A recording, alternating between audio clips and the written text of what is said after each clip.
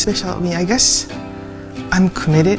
You know, when I started this company, I asked my father for permission to use our family crest that has been in our family for 300 years.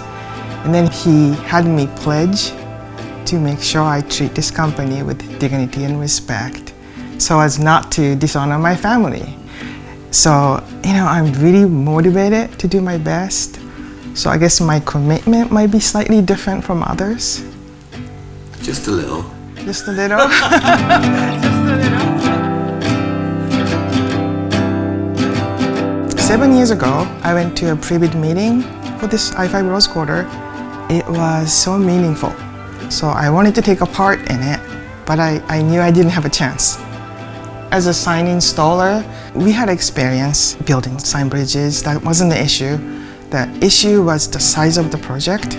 This job would be way beyond our capacity to meet the insurance limits or bonding, credit line, to secure cash flow. And this was a recurring issue that we faced. It's hard to grow business when there are like barriers that you can't break on your own. It was really unfortunate, but you know, I just moved on.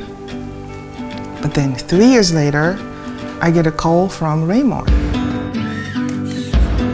They told me that they're looking for local minority contractors to work on early work packages as mini general contractor. And I didn't know what mini GCs were. They told me mini GCs would receive mentorship and support for building capacity. I knew their values and their passion and their leadership. So getting a mentorship from them, we decided to bid it.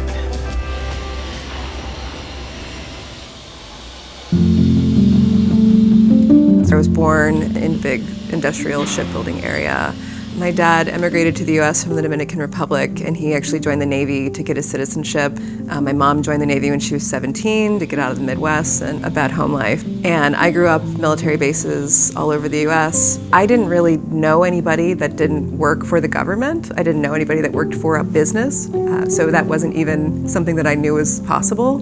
I was pretty sure that I wanted to go into public service and was really moved by the infrastructure and workforce development projects overseas. Started working for the U.S. Agency for International Development. Really loved that work, but got PTSD in Afghanistan. Moved to Portland in 2012 to work on a PhD and got hooked up with somebody from Boeing, trying to start up an R&D facility with a focus on giving opportunities to people that lived in a place where, you know, the main factory had shut down and there really wasn't a lot of hope.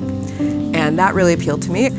Leading these R&D projects, I got a crash course on metals manufacturing and solving, industrial problems. 2020, the pandemic kind of shut all that down.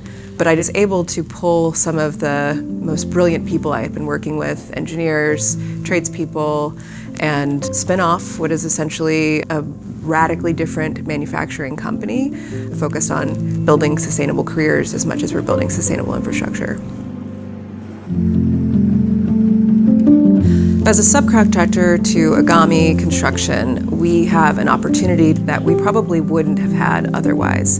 My company's only 5 years old. We're relatively small, especially compared to the massive scope of this project. We do all of our fabrication in-house, but we don't do any field construction that would be required to be able to be a general contractor. So being able to work with Egami as they're learning all of the systems and processes, it gives us an opportunity to learn from the experience that they're having. So it's a great opportunity for us all to be growing together. They have given us insights to constructability discussions, partnership meetings with ODOT and the design teams.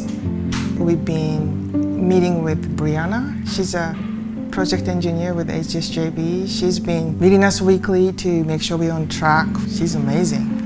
We're getting great support from them. I'm hearing from all of our partners, really across all trades, there just aren't enough skilled tradespeople. If we have to take unskilled tradespeople and train them, why not expand the recruiting pool and bring in women, people of color, people who have been impacted by the criminal justice system that are often left out. That helps us grow the workforce, make a more diverse workforce, something that is important to me. but it's also just good business sense. All other things equal, I place importance on working with businesses that have similar values, that have gone through similar struggles. We need to work together to try to help each other out. There's a lot of misperception right now with the DEI backlash that being a woman-owned business or a minority-owned business is somehow an advantage. But the reality is it's not as helpful as a lot of people probably imagine it to be. One time when we worked on a project with a big sign structure, this was a contractor that we have worked with many times before. They didn't know that we were capable of doing the major structure. So I think this project will be a great thing just to show that, hey, we are capable, you know. There's been a shift from overt discrimination, saying like, I don't want to work with a Black-owned business or a woman-owned business, to this sort of passive discrimination where like, I just don't want to work with companies I haven't already worked with, which means the good old boys and the companies that have been established for reasons that may not be just because they're the best quality or the best value. There are so many instances working with Egami Construction where I just don't have to worry about how I'm going to be perceived as the owner and CEO. That really translates to a much smoother working relationship. I really applaud general contractors and agencies that recognize that there is an unfair playing field. I want to be part of a world where everybody has an opportunity to contribute to the built environment that they interact with every day, systems and institutions that they interact with every day. I am cautiously optimistic. Businesses like mine, like Egami Construction, like Raimore, continue to be successful and have influence over the way that we're recruiting people into the skilled trade workforce, that we're providing opportunities to people from underserved communities, that we're really being deliberate about our company cultures, the way that we balance, economic environment, taking care of our people, taking care of the planet, taking care of the larger community, and I just want to continue to be a part of that positive momentum. My family crest, it's hawk feathers crossed, and then hawks symbolize strength, courage, aspiration. I guess that might be something that I need to work on, really, to be honest. I don't have these great dreams. I like to appreciate this project, the success that I have now.